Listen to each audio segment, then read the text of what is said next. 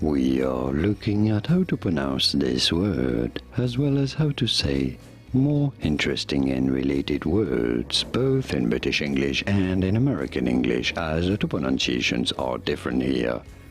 In British English, this is normally said as alveolus. You do want to stress here on the O syllable, alveolus.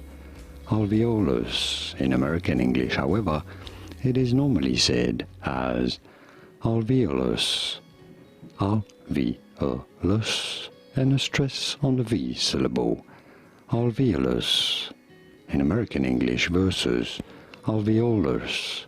In British English, did you get this? Was this any helpful? Let me know in the comments and by using the like button to support.